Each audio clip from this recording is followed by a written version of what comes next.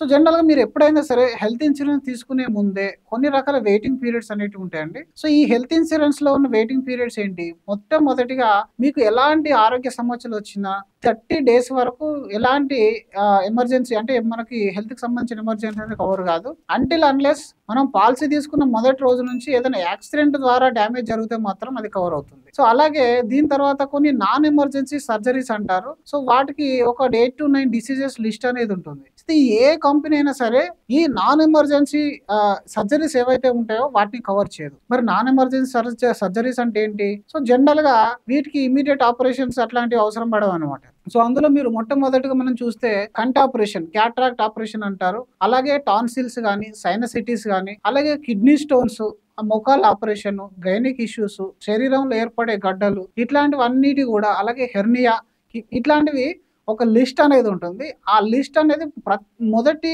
2 సంవత్సరాల వరకు ఏ పాలిసీలు కూడా కవర్ అనేది కాదు. సో ఈ 2 ఇయర్స్ వెయిటింగ్ పీరియడ్ అనేది మనం అర్థం చేసుకోవాలి.